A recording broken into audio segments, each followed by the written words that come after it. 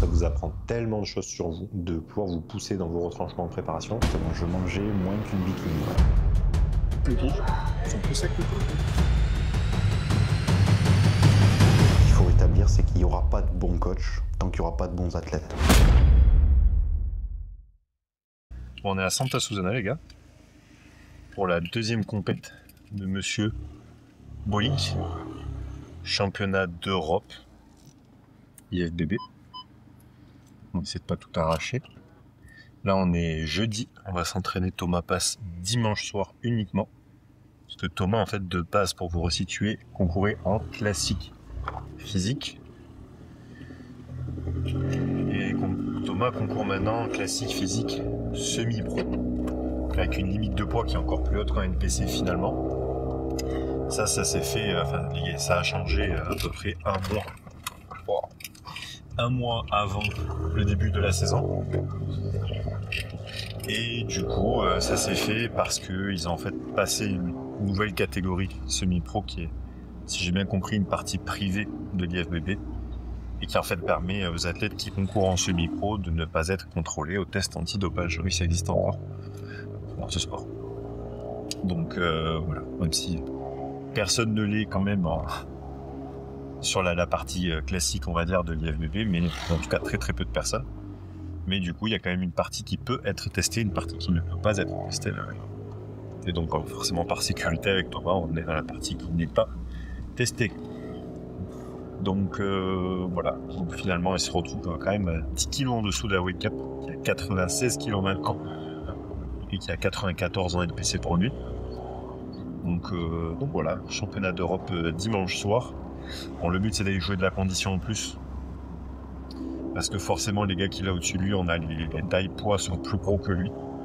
Donc, ça sera de la condition avant tout et on va aller se battre avec la condition, avec la ligne. Attention, niveau masse, Thomas, c'est 1m77, gros. 86-87 kg, donc c'est quand même un gros bébé, mais bon, il y a des gars en face de lui à 1m80 qui en font à 100, 102. Donc, pas les mêmes armes.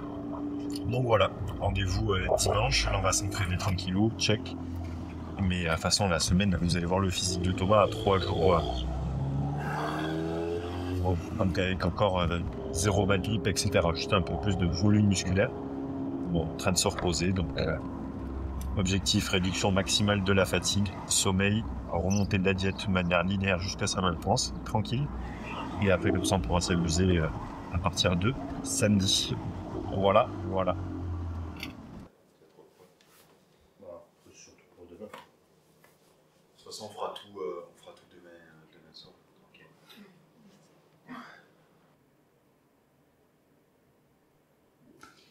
On fera la même journée, mais peut-être même faire un peu plus. Le matin, toi, quand tu te réveilles, t'es... Mais je trouve que ça s'est amélioré depuis le début de semaine. 3 jours. 3 jours, et en plus de ça, le matin, c'est jamais tes meilleurs look non plus. Par contre, t'as vu comment elles ont shred. Mais cuisses, ça pue rien, monsieur. Mais tu sais, d'avoir coupé le cardio. Et mon dernier training cuisse, il était vendredi dernier. Une semaine. Tu vois, il me faut ça minimum. Ouais, surtout le cardio. On va se refaire la même journée. On va pas la monter aujourd'hui. J'aurai le temps de te checker en fin de journée. Comme ça, on verra pour le dernier repas éventuellement. Ouais. Et comme ça, on a de la marge demain. Si demain, on doit faire 500, tu vois. 500 ou 600, ça fait 250 grammes de riz. Par contre, ce matin, je remets la balance. Enfin, je fais pas régulier. Ouais. On va garder des fibres aujourd'hui, les mêmes que hier.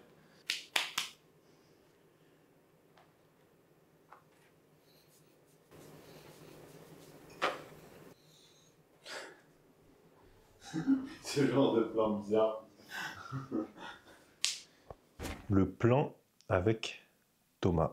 Bonne question. Le plan long terme, c'est peut-être celui qui vous intéresse le plus.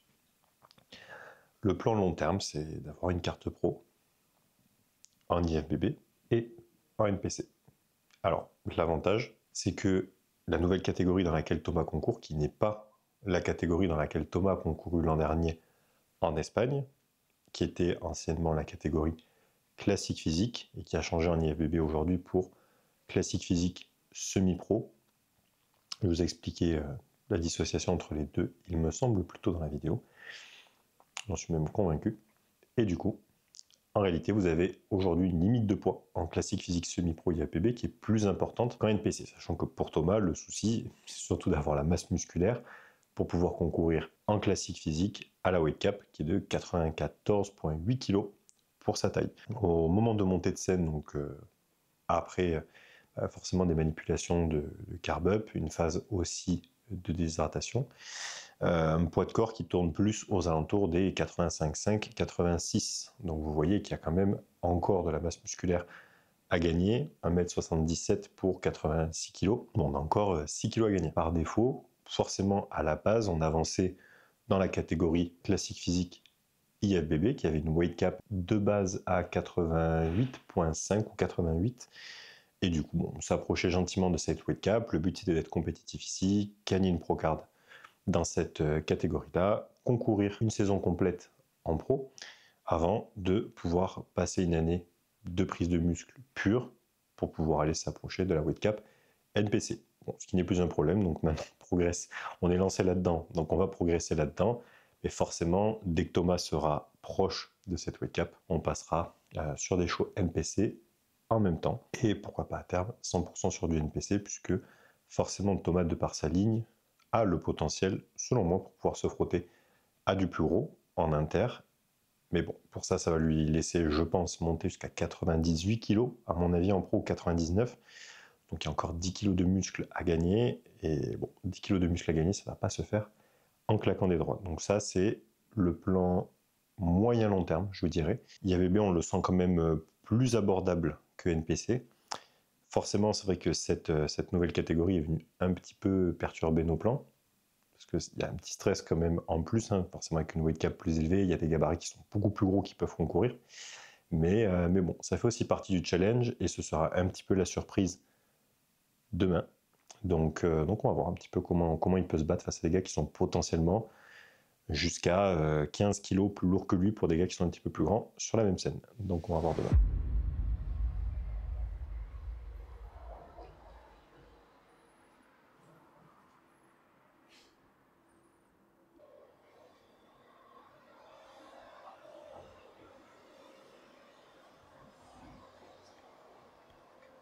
C'est bon.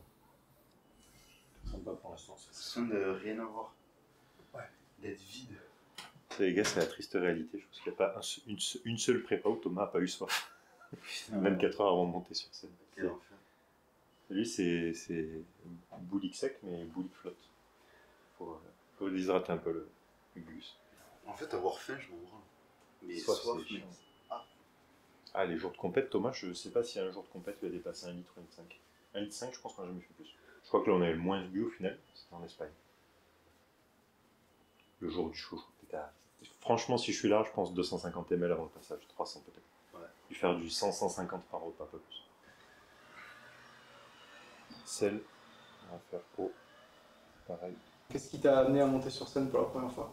C'est pas ce qui est venu en premier, concrètement.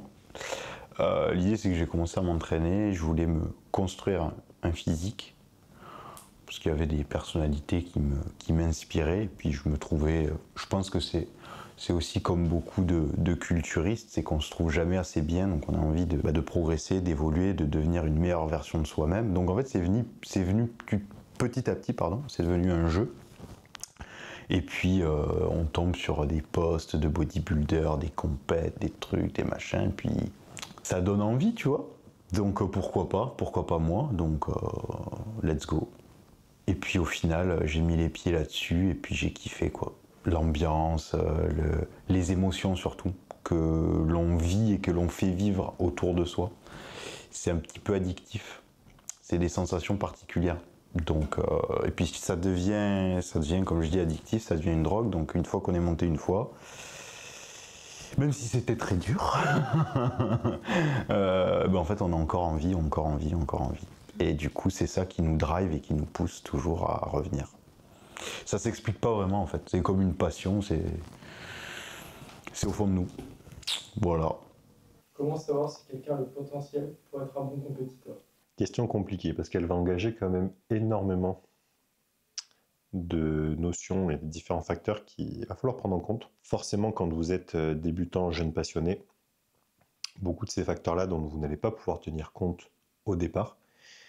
Et c'est justement pour ça que j'aimerais, en tout cas que le message principal que vous reteniez ici, c'est que si vous aimez ce sport, pratiquez-le à 100% pendant plusieurs années. Faites de la compétition. Faites de la compétition naturellement. Poussez la machine au max naturellement. Concourez naturellement. Faites une saison, 2 saisons, 3 saisons naturellement si vous le souhaitez. Et à partir de là, théoriquement, avec l'expérience que vous aurez acquise, vous serez en mesure de pouvoir savoir si vous avez déjà le potentiel génétique d'un point de vue structurel. Structurel, forcément, il y a des ossatures qui sont avantageuses, des insertions musculaires qui sont avantageuses, des gens qui se développent plus rapidement que d'autres, plus facilement que d'autres. Il y a des gens, ça vous ne pourrez pas le savoir en amont, mais si déjà vous avez ça et que vous décidez de passer un cap pour pouvoir passer un cap en termes de masse musculaire, si c'est votre souhait, parce que ce n'est pas parce que vous avez une bonne ligne qu'il faut forcément passer ce cap. On a énormément d'exemples de body naturel en France avec des physiques incroyables que je vous recommande d'aller suivre, notamment Romain, si on y pense, Bastos, de le taguer directement sur la vidéo, et après d'aller suivre toute ma petite team de WNBF. Vous avez le parcours de Samuel Hartmann aussi, qui est très respectable dans son cursus nati. Romain d'ailleurs, parce qu'on parle de Samuel, mais Romain, WNBF Pro d'ailleurs.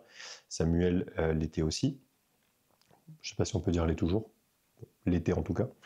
Mais du coup, vous avez quand même des athlètes français qui représentent et qui sont censés vous inspirer, justement, et vous pousser à maximiser votre potentiel ici. Parce que ce que vous n'allez pas pouvoir prévoir si vous avez toutes les cases que je vous ai citées précédemment, que vous pouvez les cocher, c'est la partie santé. Et ça, forcément, on n'est pas dans un sport santé, on est dans un sport qu'on va chercher à pratiquer le plus en santé possible. Mais le plus en santé possible ne veut pas dire que vous serez en meilleure santé en étant compétiteur de haut niveau en NPC. Ça, c'est une certitude. Donc forcément, ça sera la dernière chose à prendre en compte. Il y a toute une série de podcasts qui arrivent à Fitness Break sur le sujet. Bon, quand vous allez prendre 10 heures de podcast physio sur le domaine du body, ça va peut-être pas vous mettre en confiance, et c'est la réalité du terrain. C'est la réalité du terrain. Plus vous allez avancer, plus vous allez avoir besoin d'être gros, plus il faudra prendre de chimie, plus la santé sera impactée. Et même en faisant tout ce qui est possible de faire pour se préserver, le plus longtemps possible, ce sera difficile. Donc pour moi, vraiment, ce cap entre les deux devrait sur le papier se faire uniquement pour ceux qui ont la génétique structurelle pour, après avoir poussé la machine naturellement. Ça, c'est dans l'idéal. Bon, il n'y a que 2 repas pour l'instant. On commence à rallonger un petit peu tout ça. De toute façon, avec Thomas, attendez-vous à ce que ça commence à tirer bien dans son temps de repas, 15-30 à peu près. Pour les pauses, tu me fais juste des pauses où tu sais, tu as les abdos, tu serres les abdos. Pas de pause où tu es en vacuum, je m'en fiche pour l'instant. Ah oui, j'ai pas envie de trop tirer dessus longtemps. Juste 2 pauses. Fais un petit muscle musculaire de face. Ta pause de side et c'est tout. Juste que je vois sur la vidéo.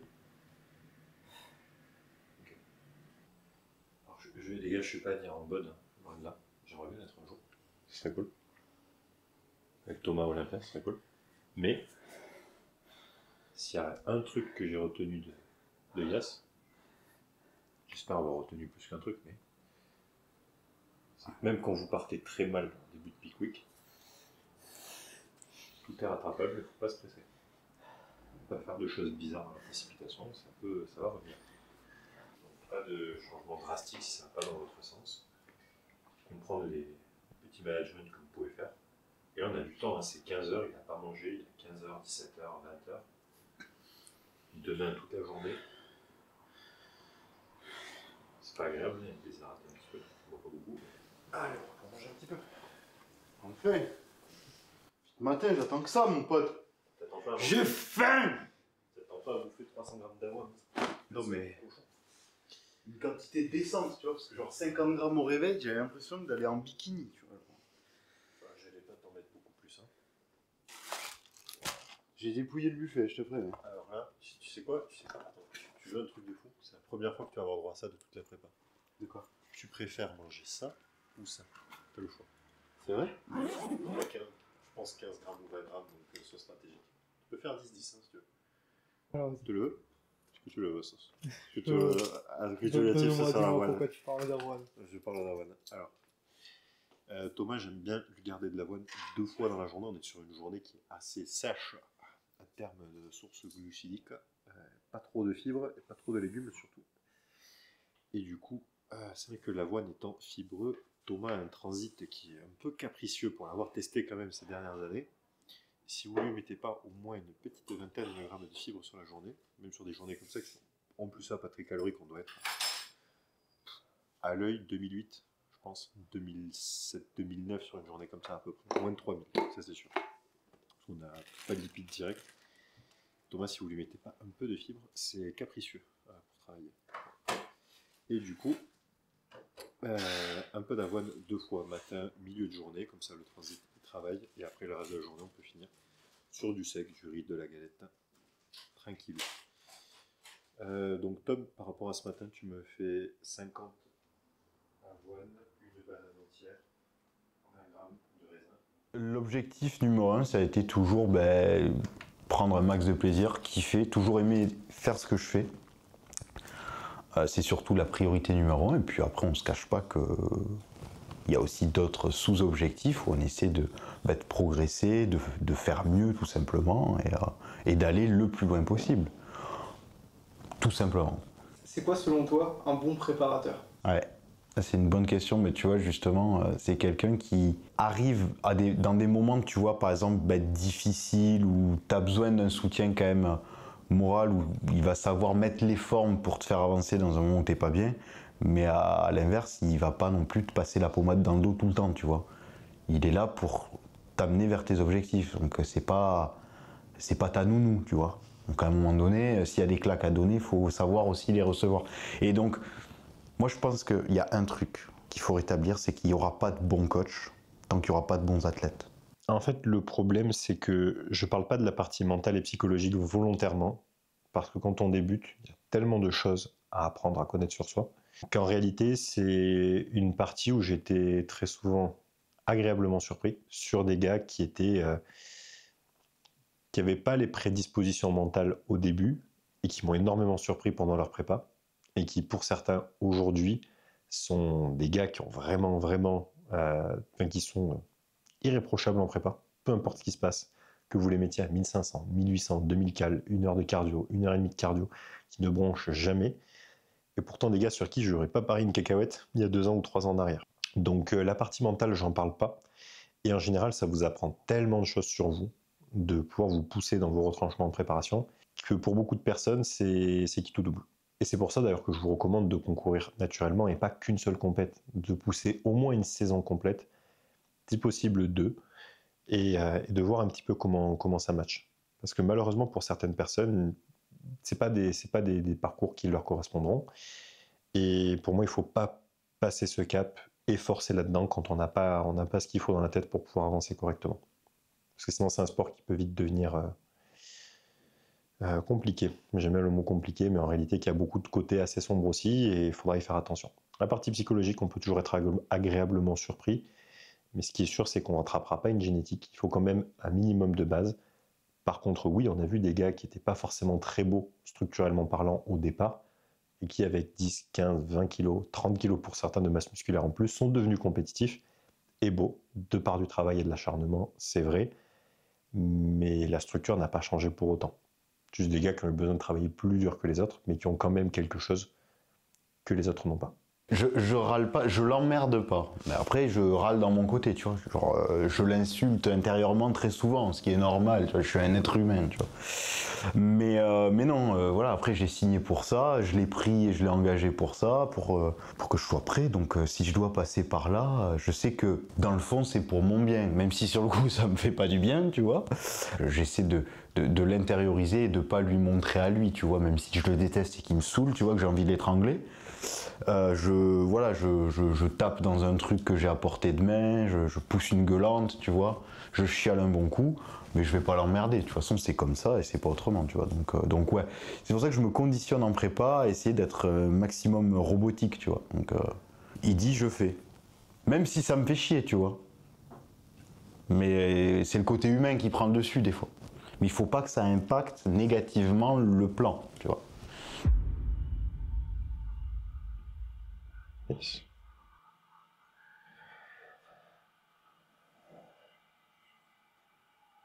Margot? Margot? Il est quelle heure? 17h30. 17h30. Donc je lui ai dit qu'il serait bien à quelle heure? 17h30. À 17h30. Parce que tu commences pas à être bien maintenant. Je te merde. Tu sais, un petit absentite, tu sais, les mains derrière la tête.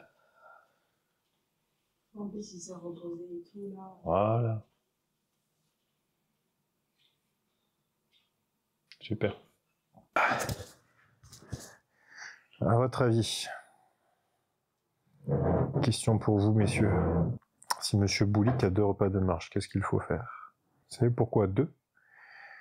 Parce que demain, il passe à quelle heure, Monsieur Boulic? Il passe tard. Donc demain, on a le temps de manger si besoin.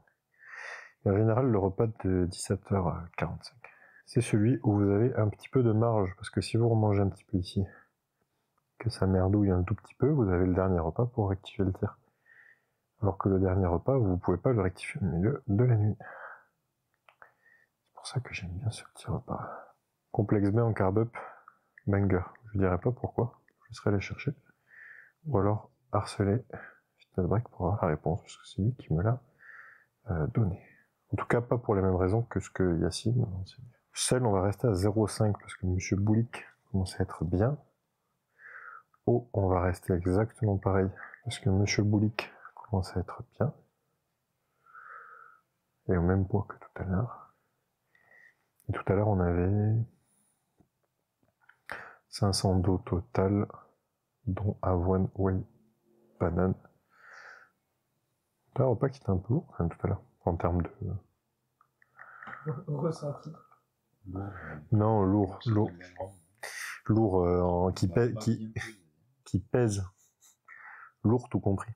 Vous avez 500 grammes de flotte pesée, plus 50 avoines, iso, 100 de bananes. Le visuel, en fait, on s'en fout, on se fie que à la balance, tu vois. En fait, en backstage, il y a des balances, et c'est celui qui a pris le plus de poids qui gagne. N'attrapez jamais Thomas quand il a faim. Il est honnête, méchant, je sais pas, des fois. Ça peut dépendre de son humeur, en réalité. Ouais. En fait, je m'en bats les couilles. Voilà. Et là, ça, il a plus soif. Vous l'auriez vu tout à l'heure. Vous Ouais. avez déjà vu à quoi ressemble une tête de cochon. Ouais. Voilà, Quand j'ai soif, je vous suis- empêchez Thomas de boire, c'est pire que quand il a faim. Oui, quand Margot, Thomas, il est pire quand il a soif ou quand il a faim? j'ai soif, je suis une vraie saloperie. Ouais. Ah, quand il a soif, il casse les burnes. Il est de mauvaise humeur. Parce qu'il y a le cerveau qui n'est pas hydraté. Il y a le cerveau qui n'est pas hydraté. Bon, du coup, je fais une petite explication rapidos. Alors, je peux pas vous donner les secrets de Monsieur Nassir. Il faudra que vous le preniez, vous le demandiez en mentoring. Après, vous pouvez espérer qu'ils vous disent oui ou qu'ils vous disent non. Mais du coup, bon, les repas s'agencent petit à petit au fur et à mesure des check-in. Bon, ça arrive à chaque fois, c'est un check-in, un repas, un check-in, un repas. Je fais pas trop de mise au point pour pas que vous ayez les petits secrets. Il n'y a rien de secrètement secret, foncièrement.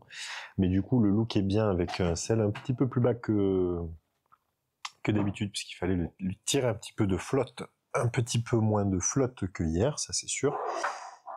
Du coup, on est resté assez soft sur les quantités, si vous voulez une idée. 50 avoines, bananes ce matin. Comme je vous l'ai dit, je lui garde un petit peu de fibre, même si Alias va m'engueuler pour ça. Mais je lui garde un petit peu de fibre parce que sinon monsieur ne passe pas au popo.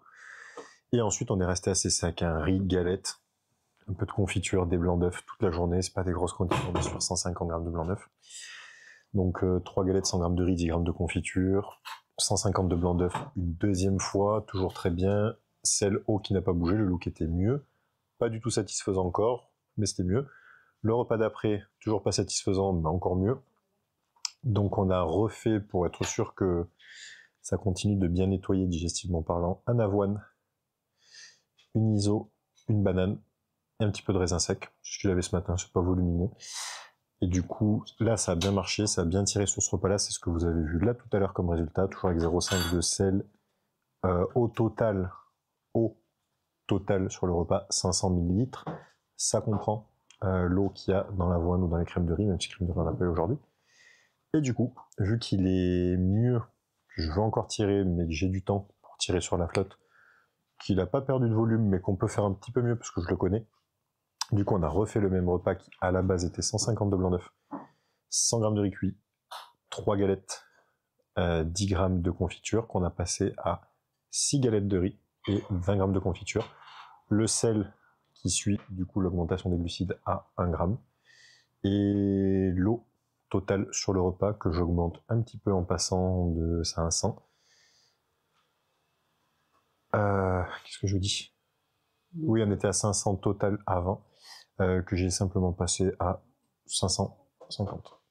C'est tout. Je voulais mettre 600, mais en fait je me suis trompé quand j'ai écrit, j'ai mis 550, donc du coup il y aura 550 de ce repas. Un peu de magnésium, un peu de complexe B, un peu de vitamine C, et comme ça on pourra checker ça à 20h. Ça s'arrête là. Si tu sais pas être un bon athlète, le coach, même si c'est le meilleur du monde, il pourra pas vraiment l'être. Il pourra pas vraiment être au max de son potentiel. Tu vois ce que je veux dire? Parce que justement, il faut accepter, il faut être coachable tout simplement. Il faut accepter de se faire driver et d'entendre des choses qu'on n'a pas envie d'entendre, tu vois. T'es dégueulasse, t'as fait de la flotte sur le cul, bon ben on va pas faire ce qu'on a prévu. Ça me fait chier, mais je vais pas dire ouais il est mauvais. Non, il a raison. J'ai besoin d'entendre ça, même si ça me saoule, tu vois. Donc il faut aussi, avant de dire ouais celui-là il est bon, celui-là il est mauvais, voir à quel type d'athlète on a affaire, tu vois. Parce que moi aussi je suis coach et préparateur, tu vois, et la vision du bon coach n'est pas la même pour tout le monde, tu vois. Bizarrement, quand l'athlète est investi et robotique et bon, bizarrement ça se plaint moins souvent de son coach. C'est juste un truc que je pose ça comme ça, tu vois. Ouais. Voilà, petite parenthèse. Surtout nous avec Anto c'est différent parce qu'on est amis, tu vois, donc des fois c'est compliqué de faire la part des choses. Mais bon après avec l'expérience on a appris aussi. J'ai appris aussi de mon côté en étant préparateur, en préparant par exemple des personnes proches comme ma compagne, tu vois. Donc c'est important aussi de savoir sectoriser l'affectif et le travail. Et donc en tant qu'athlète, c'est important de savoir faire la différence aussi entre le côté on bosse et le côté humain, tu vois. On peut avoir un affect avec la personne, on peut avoir des affinités, ce qui est normal et forcément ça crée forcément des liens au bout d'un moment. Mais à un moment donné, voilà, il faut savoir aussi faire la part des choses et en tant qu'athlète, assumer, entendre certaines choses qui font pas forcément plaisir et passer par des phases qui font pas plaisir, tu vois. Voilà, quand on se bouffe 2 heures de cardio et qu'on bouffe 50 grammes de carbs, ça fait chier, tu vois, mais à un moment donné, on a signé pour ça, tu vois. Personne qui nous a forcé. La personne qui est responsable de ça, à la base, c'est nous-mêmes. Même si c'est le coach qui donne le plan, tu vois. À un moment donné, c'est le plan pour arriver prêt, donc... On s'est mis tout seul dans cette galère-là, tu vois. Surtout qu'en plus, la tête paye le coach pour subir ça, tu vois. Donc, à un moment donné, bon... Et si le mec est trop fragile, tu vois, il a juste à arrêter. Donc il faut pas râler après le coach parce que tu as payé pour un truc qu'il te demande de faire, tu vois. C'est bizarre, non? Voilà. Voilà mon humble avis sur la question. C'est bien d'entendre ça, non? Ouais, mais parce qu'au moins il a les deux facettes. C'est-à-dire qu'il sait ce que c'est que de foutre quelqu'un à la rue sur la diète et il sait ce que Ça me fait pas plaisir, hein. Ça me fait pas plaisir, moi, de tirer quelqu'un quand c'était Margot et que je lui faisais bouffer du poisson blanc et des asperges, mon côté d'être humain, d'âme sensible, qu'il aime, parce que je tiens à elle, c'est ma femme, ça me faisait mal aux tripes, tu vois. Mais à un moment donné, on a signé pour un truc, donc il faut aussi, voilà, il faut aussi un peu de mental et se dire, bon, faut y aller.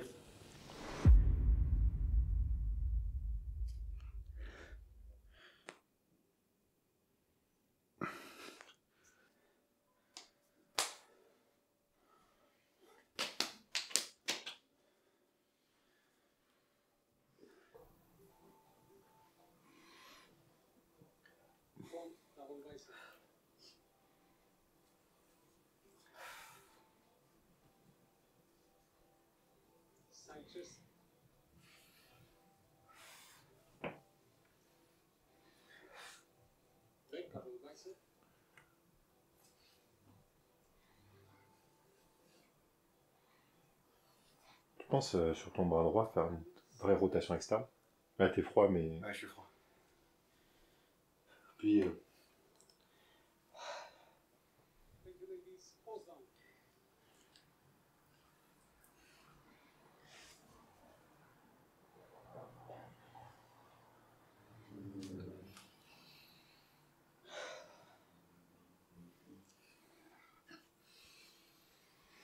Bah écoute, on verra ce que ça donne, hein, mais t'es mieux qu'à Madrid l'an dernier. Donc, let's go! T'as joué? Mieux qu'à Madrid, carrément. Désolé pour les... Je suis pas emporté. T'aimes ça, salope, hein? Enfin, moi non, mais... Enfin, Moi j'ai bah, apprécié quand même. oui. Oui. Non, t'as raison. Ah, voilà. Te tourne pas. Une dernière question pour l'importance de l'environnement en prep. Bah, c'est la base en fait. C'est toute ta stabilité de ta prépa va dépendre de tout ça. Tu vois un château de cartes, voilà, tu as une carte qui est un peu pliée, un peu bancale, tu as toute ta prépa qui s'écroule. Parce qu'en général, tout est lié, tout est connecté. C'est simple, tu as un problème d'argent, ok, ça va se répercuter sur ton couple, sur ta famille, donc indirectement sur ta prépa. Tu as un problème familial ou travail, tu perds ton job, bah, tu vas avoir un problème financier. Le problème financier va impacter tes relations, vont impacter directement ta prépa. Tout est lié. Donc il faut que ta stabilité, tout ton environnement, que ce soit boulot, les relations amicales, le financier est super important, ça coûte de l'argent. Tu peux pas te lancer dans un truc où tu as besoin de compléments, tu as besoin de payer tes déplacements, ton TAN, ton ci, ton ça, si tu comptes les centimes à la fin du mois. Pas possible. Donc il y a tout un tas de choses à prendre en compte avant de se lancer. Tu vois. Puisque ça sert à rien de se faire 6-8 semaines à bouffer des cailloux, à faire du cardio pour au final se dire merde, il me reste 6 semaines à tirer, j'ai plus de thunes pour arriver au bout, je suis obligé d'arrêter. Enfin, c'est con de faire 8 semaines pour arrêter. Tu vois. Autant pas démarrer. Voilà. Ça aussi, je le place parce que certains se reconnaîtront. À y être comme ça, à balancer, tu vois, j'en profite. Mais voilà, c'est important de cadrer les choses. Décider de partir en prep, ça se réfléchit, ça se fait pas sur un coup de tête. Je vais changer de coiffure aujourd'hui. Ouais, ça peut être un coup de tête. Préparer une compète, ça s'anticipe, ça se réfléchit, ça se fait pas comme ça dans le vent. Voilà. Donc il faut que tout soit aligné et calé. Et j'ai vécu des prépas où il y avait des petits paramètres qui coinçaient un petit peu, qui étaient un petit peu bancals, mais je peux vous assurer que ce sera vos pires prépas de vos vies. Vous allez avoir envie de vous jeter par la fenêtre. Parce que rien ne se passe comme vous l'avez prévu. Et c'est là, du coup, qu'il faut être capable d'assumer, de passer par des phases de merde. Tout simplement. Parce que dans votre idéal, ouais, facile, on fait ci, on fait ça, une prépa, ça se passe jamais comme on l'a prévu. Il y a un plan de base, ça se passe jamais de la même façon que vous l'avez prévu. Et encore moins s'il y a des événements qui viennent l'entraver. Donc voilà, assurez-vous au moins, quand vous partez en prépa, que tout soit correctement aligné. C'est déjà la règle numéro 1. Mais ça ne veut pas dire que tout va bien se dérouler. Mais pourquoi le mec putain m'a convoqué à 17h? Je me suis préparé des semaines pour ça, putain de merde! Ah, chaud, Max. Vraiment. Ah, mais là, on dirait que tout est parfait.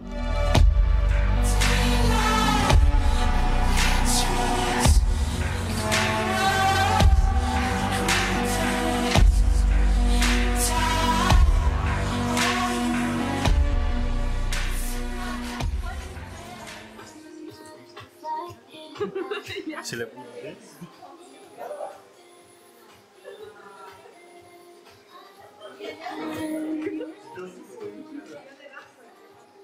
Par exemple, pour revenir un petit peu sur la question, cette prépa-là, qui pourtant sur le papier démarrait parfaitement, a été beaucoup plus compliquée que la précédente. On vient d'en discuter avec Anto, on a des pistes de réponse.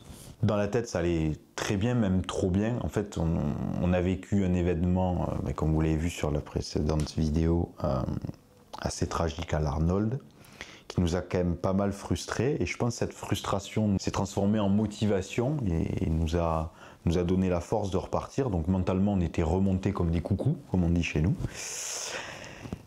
Et en fait, c'est ça qui nous a galvanisés et qui a un petit peu masqué peut-être certains aspects, notamment physiques, de la fatigue, pas mal, que j'avais pas forcément vu venir et anticipé. Et du coup, la prépa était beaucoup plus compliquée. On a dû tirer beaucoup plus fort la diète, monter beaucoup plus le cardio, le corps réagissait moins bien.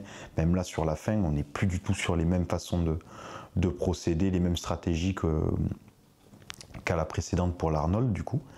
Et on sent vraiment que le corps est fatigué, parce qu'au final, je cumule quasiment 11 mois de prépa, avec seulement 8 semaines de off-saison entre les deux, mais qui ont été menées comme une prep en fait, parce que je ne me suis pas du tout reposé, bien au contraire, j'ai mis les bouchées doubles après l'Arnold pour justement remonter demain et finaliser enfin tout ça. Donc voilà, même des fois vous ne faites pas leurrer par votre surplus de motivation ou de mental, et des fois il faut savoir écouter son corps, et j'ai pas réussi à le faire.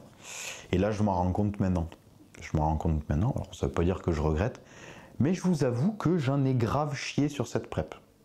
Et je ne m'y attendais pas en plus. Et c'est peut-être aussi pour ça que ça a été encore plus compliqué de se voir galérer plus que ce que l'on avait imaginé, quoi. Parce que dans la tête, c'était ouais, c'est bon, on est en forme, on va tout péter, ça va être une formalité. En fait, pas du tout. Donc ouais, mentalement, ça a fait mal du coup par la suite. Voilà. Donc ça aussi, il faut l'anticiper. Mais c'est pas évident. Exactement. Exactement, je mangeais moins qu'une bikini, ouais. Voilà.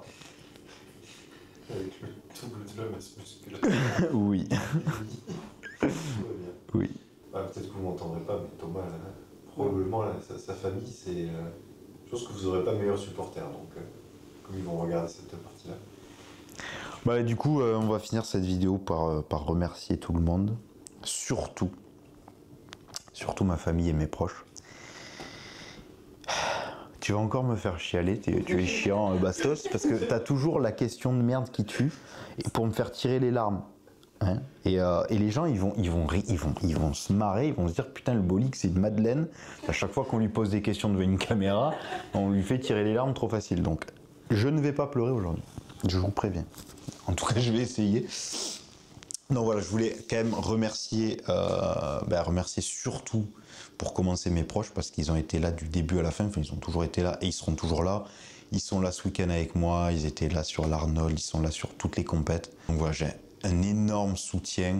Donc, quand je vous dis que votre environnement est super important, celui-là pour moi c'est des piliers, hein, tout simplement. Je pense que s'ils n'avaient pas été là, surtout sur cette prep, je pense que ouais, j'aurais tout envoyé chier, clairement.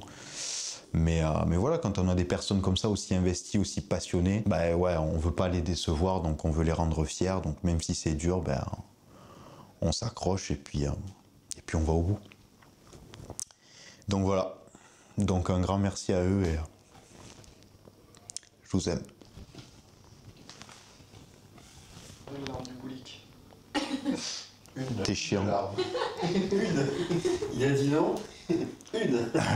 Je suis un peu déshydraté, donc il n'y en aura pas plus. Et merci à ce gros cochon là.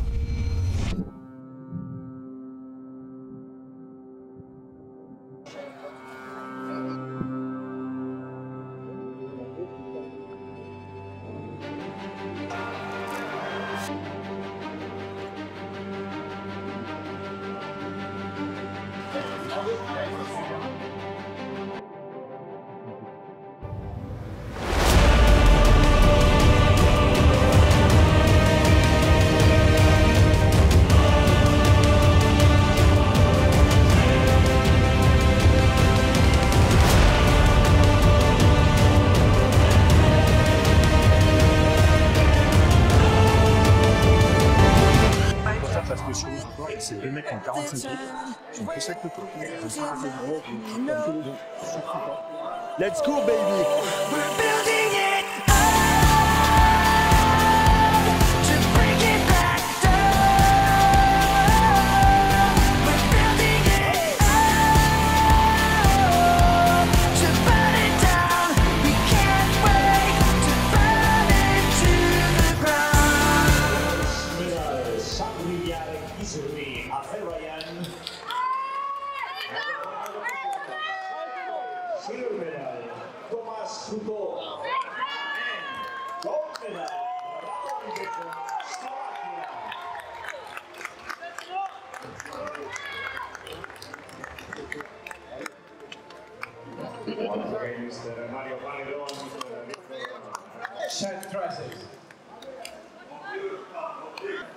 Thank you, Mr. Judges. Vacuum pose.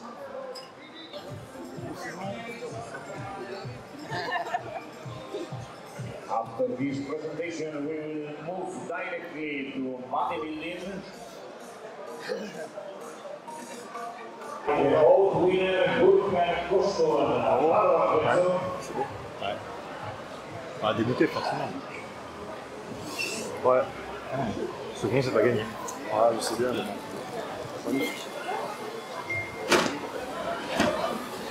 Bon, ce qui est bien, c'est que plus il gagne du muscle, plus il se rapproche. Ah bah là. On met un petit peu de volume. Sèche du coup sur la Très belle cuisse. Mr. Dr. Et un peu de volume. And the final decision. On gagne pas The forcément sur le overall volume, c'est que non. title Classic Physique goes to Un petit peu de volume de plus, c'est juste ça. Parce qu'après, il a pas de point faible. Il est agréable, il s'est posé, il est prêt. the short class Il a bien préparé, il a tout. 75 centimeters. Because the front turkey is as well. Il a bougé. Mais après, c'est juste ça. Parce que, il n'y a pas de point faible. Il faut grossir un petit peu, c'est tout. Parce que quelquefois, quand tu as un point faible, tu sais pertinemment, il faut travailler pour le point faible. Donc, le bras, il va pas prendre le bras en trois jours. Il a tout, il a plus de Congratulations, Burkhard Koston, Turkey. Mais il a appelé à monter. C'est mon boulot. Hein. And now, ladies and gentlemen, please stand up. Let's move forward. Après, je vais faire le championnat du monde des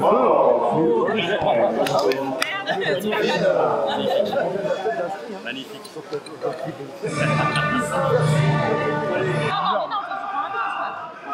Le normal. Ouais, allez, on fait tous les trois. Attendez, parce que le truc, il faut le démouler. 1, 2, 3.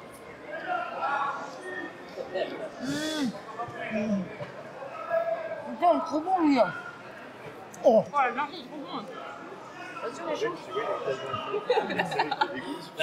S'ils arrivent à manger des quantités de trucs qui... Ouais, moi aussi j'ai pas envie de faire ça. De le voir. Ouais. Et ça donne Vraiment envie. crever la dalle. Ils ont chopé ça. Ah, ça a l'air bon. Tu veux goûter? J'en goûte. Je veux fois, c'est bon? Ouais. Il est bon, ouais. par contre, c'est Tu veux immangeable. goûter, Lily? Non. T'es sûr? Tu veux pas goûter? C'est sucré? Ouais. Après, je peux On va goûter le brookie. Oh, le brookie! Bon les gars, Bastos va faire la mise au point sur un message que j'ai reçu. Le premier qui trouve de qui vient ce message, j'ai pas encore décidé. Soit il gagne 3 mois de coaching avec Capet, soit il gagne un réel avec Bastos. J'ai pas décidé encore de qui je vais maintenant, qui va perdre des sous.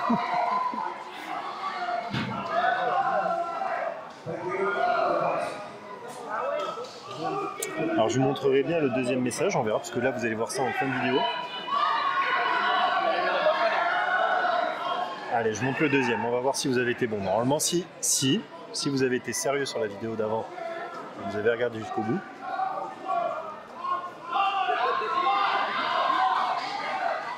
Que le meilleur gagne. On verra qui on met dans la sauce après.